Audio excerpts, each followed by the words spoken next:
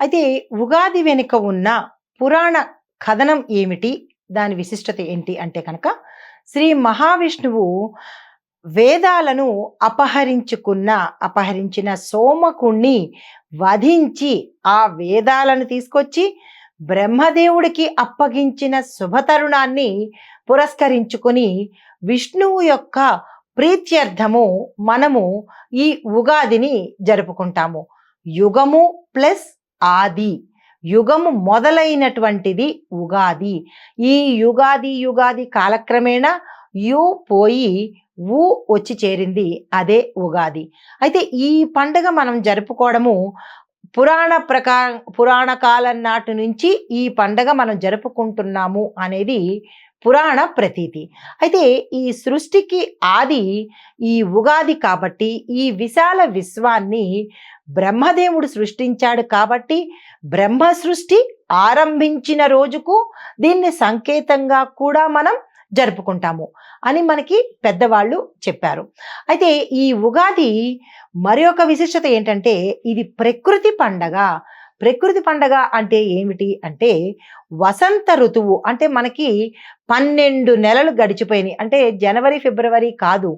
చైత్రం, వైశాఖం, జ్యేష్టం, ఆషాఢము ఇట్లాగా మనకి చైత్రం నుంచి మనకి 12 నెలలు అయిపోయి, తిరిగి మళ్ళా కొత్తగా చైత్ర మాసంలోకి, వసంత ఋతువులలోకి మనము అడుగు పెడుతున్నాం కాబట్టి, ఇది ప్రధానంగా ప్రకృతి పండగ అని ప్రజలు భావిస్తారు. అంటే పచ్చని, అంటే ఆకు రాలిపోయిన కాలం నుంచి, అంటే శిశిర ఋతువు నుంచి మనకి కొత్తగా లేలేత చిగుళ్ళు రావడము, కోయిలలు కుయ్యడము, ఎక్కడ చూసినా పచ్చదనము, ప్రకృతి ఆహ్లాదకరంగా కనిపించడము. అసలు ఉగాది అంటేనే మనకి ఇన్ని రకాల సొబగులు, సోయగాలు, వసంతుడి యొక్క ఆగమనము, ప్రతి ఒక్క మనసు ఉల్లాసంగా ఉండడము, ప్రకృతియే ఉల్లాసంగా ఆనంద తాండవం చేసే పండగ ఈ ఉగాది పండగ. అయితే ఈ శిశిర ఋతువులో ఆకులన్నీ రాలిపోయి చెట్లన్నీ మూడుగా ఉంటాయి. మనం కూడా చూడండి, ఈ సంవత్సరం అంతా కష్టాలు అనుభవించి మనిషి నిస్సత్తువగా ఎలా ఉంటాడంటే, ఎండిపోయిన చెట్టు ఎలా ఉంటుందో అలాగా కష్టభారంతో ఒడిలిపోయినట్టుగా ప్రతి మనిషి గోచరిస్తాడు. ఎప్పుడైతే వసంతుడి యొక్క ఆగమనంతో మళ్ళా కొత్త ఉత్సాహంతో, మళ్ళా ఉత్తేజంతో, కొత్త నిత్య నూతనంగా తయారవుతాడు. అవి ఎట్లాగైతే మళ్ళా చెట్లు ఎలాగైతే ప్రకృతి పులకించి చెట్లు చిగురిస్తాయో, వసంతం రాగానే కొత్త చిగుళ్ళు తొడిగి ప్రపంచమంతా ఆకుపచ్చటి దుప్పటి కప్పిందా అన్నట్టుగా లేలేత చిగుళ్లతో ప్రకృతి అందంగా కనిపిస్తుంది. అందుకని ప్రకృతి పరవశించే సమయంలో మనం జరుపుకుంటున్నాం కాబట్టి దీన్ని ప్రకృతి పండగ అంటారు. అయితే ఉగాది పండగ చాలా శోభతో కూడుకున్నటువంటి పండగ. మామిడి తోరణాలు, పూలమాలలకు ఇంటి గుమ్మాలకు వెళ్లాడదీయడము, తరువాత రంగవల్లులతో, ప్రధానంగా ఉగాది పచ్చడితో, షడ్రుచులు మేళవించిన ఉగాది పచ్చడితో, రకరకాల కొత్త బట్టలతో చాలా సంతోషంగా హాయిగా ప్రతి ఇల్లు ఉంటుంది.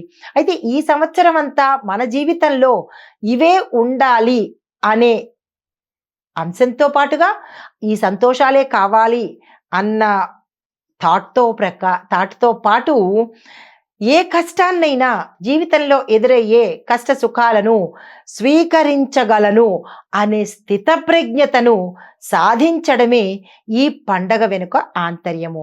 ఈ ఉగాది పచ్చడిని దేవుడి దగ్గర ఉంచి, తదనంతరము మనం స్వీకరించేటప్పుడు మీకు గుర్తు ఉంటుందేమో, మీ పెద్దవాళ్ళు అంటే అప్పట్లో అమ్మమ్మలు, నాయనమ్మలు అందరూ ఏమనేవారంటే, మొదటిగా నీ నాలికకి ఏ రుచి తగిలింది అని అడిగేవారు. అప్పుడు ఒక్కొక్కళ్ళు ఒక్కొక్క రుచి తగిలింది అని చెప్పడము, ఇంకా కొంతమంది అబద్ధాలాడి ఎక్కడ చెడు అంటారో అని భయమేసి, నాకు ముందు తీపి తగిలింది, నాకు తీపి తగిలింది అన్నారు అని అంటూ ఉంటారు. అయితే ముందుగా ఏ రుచి తగులుతుందో జీవితం అంతా, అంటే ఆ సంవత్సరం అంతా అదే ఆ అనుభవం ఉంటుంది అని సరదాగా ఆట పట్టించే అంశమే తప్ప దానిలో పెద్దగా శాస్త్రీయత ఏమీ లేదు. కానీ అలా అని భయపడవద్దు.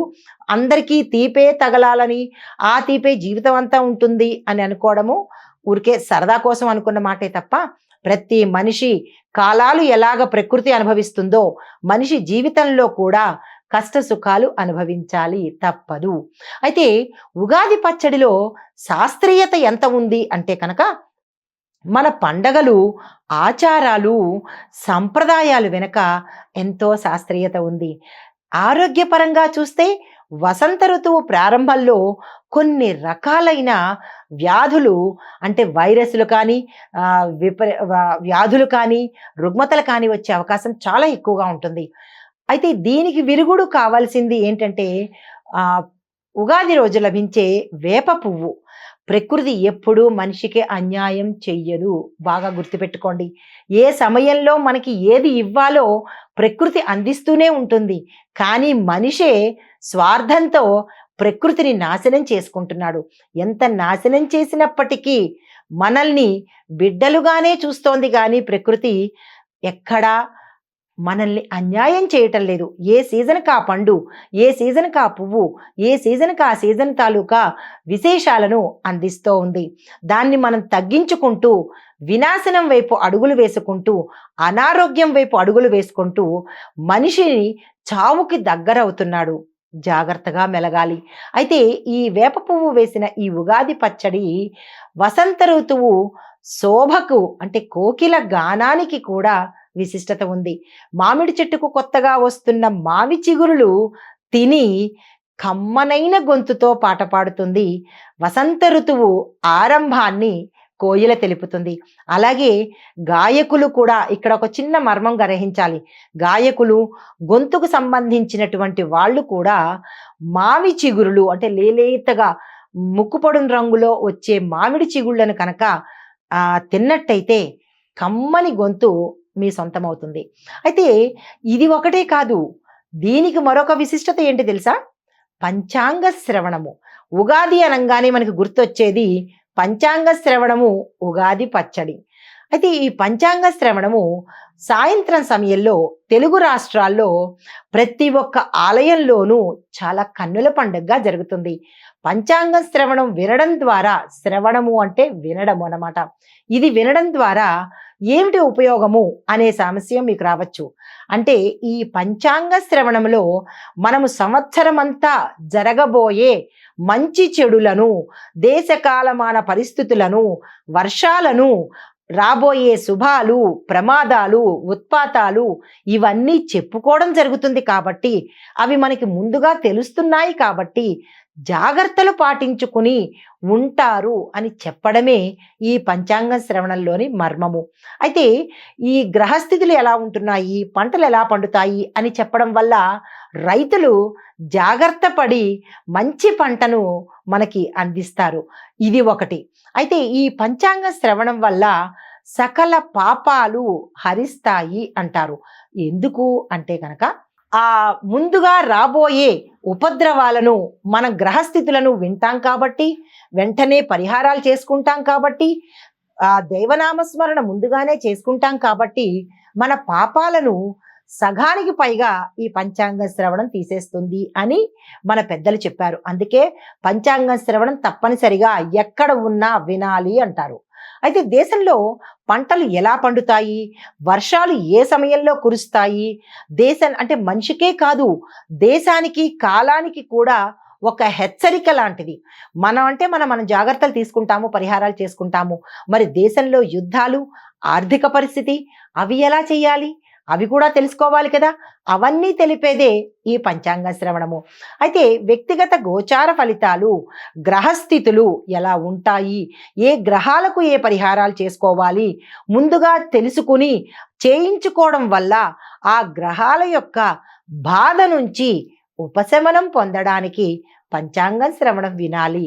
అయితే ఈ ఉగాది ఆకట్టుకునే కవి సమ్మేళనం కూడా మన తెలుగు రాష్ట్రాల్లో చూసినట్టయితే ఉగాది పండగ రోజు సాయంత్రం సమయంలో కవి సమ్మేళనము అద్భుతంగా జరుగుతుంది. ఆ రోజు కవులను, పండితులను ప్రభుత్వం వాళ్ళు తగు రీతిలో సత్కారం చేసుకుంటారు. అయితే ఇక కవి సమ్మేళనం అంటే కవితలే కాదు, అష్టావధానము, శతావధానము, సహస్రావధానం వంటి కార్యక్రమాలు కూడా కన్నుల పండుగగా వీణుల విందుగా జరుగుతూ ఉంటాయి.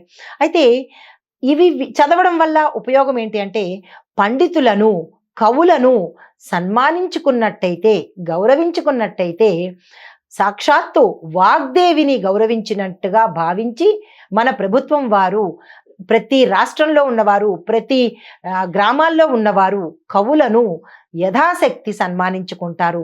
ఎక్కడైతే అమ్మవారిని అంటే అమ్మవారిని గౌరవించుకుంటారో, బ్రహ్మ సమేత వాగ్దేవిని సన్మానించుకుంటారో, గౌరవించుకుంటారో, అక్కడ సస్యాది భోగభాగ్యాలు విలసిల్లుతాయి. అయితే శ్రీనివాసుని సన్నిధిలో తిరుమలలో ఈరోజు ఉగాది కొలువును ప్రత్యేకంగా నిర్వహిస్తారు. అయితే ఈ పండగలు, సంప్రదాయాలు రాను రాను కనుమరుగైపోతున్నాయి. వీటి స్థానంలో వేలం వెర్రి పెచ్చు పెరిగిపోతోంది. నాన్సెన్స్. ఆ పండగల వల్ల మనకి ఏమిటొస్తుంది? ఖర్చు తప్ప. ప్రతిసారి బట్టలు కొనుక్కోవడము, అవి కొనడము, ఇవి కొనడము, దానివల్ల మనకు ఖర్చు పెరుగుతుందే తప్ప దానివల్ల ఏమిటి వస్తుంది అని నేటి తరము నాటి తరాన్ని ప్రశ్నిస్తుంటారు. చాలా తప్పు. పండుగలు మన సంస్కృతికి, సంప్రదాయాలకు ప్రతీకలు. దాన్ని మనం ముందుకు తరానికి అందివ్వడానికి ప్రయత్నం చేయాలి. అంతేకాదు, మనకి అమ్మమ్మలు, నాయనమ్మలు ఏమంటూ ఉండేవారంటే, ప్రతి పండగ చెయ్యండర్రా, ప్రతి పండగ చేస్తే పండగ 10 గండాలను పోగొడుతుంది. అంటే ప్రతి మనిషిలోనూ, ప్రతి మనిషి నిత్యము గండాలను ఎదుర్కొంటూ ఉంటారు. ఆ గండాలను తప్పించేదే పండగ. అందుకనే పండగ 10 గండాలను పోగొడుతుంది అంటారు. మనకు ఉన్నంతలో సంప్రదాయబద్ధంగా ఈ పండగలను జరుపుకోవడం ద్వారా మన ముందు తరాలు, మన పిల్లలకి, మన మనవలకి అసలు పండగ ఎలా జరుపుకోవాలి, ఏ దేవుళ్ళను పూజించాలి, ఎలా శాస్త్ర సంబంధంగా మన స్నానాలు చెయ్యాలి అనే అంశాలు వీటి ద్వారా తెలుస్తాయి. కాబట్టి అది మన ముందు తరానికి, భావి తరానికి మన సంస్కృతిని, సంప్రదాయాన్ని అందించిన వాళ్ళం, భద్రంగా అందించిన వాళ్ళం అవుతాము. చివరికి ఈ విశ్వావసునామ సంవత్సరం ఉగాది శుభాకాంక్షలు ఈ తరానికి, ఆ తరానికి, రాబోయే తరానికి కూడా. నమస్తే.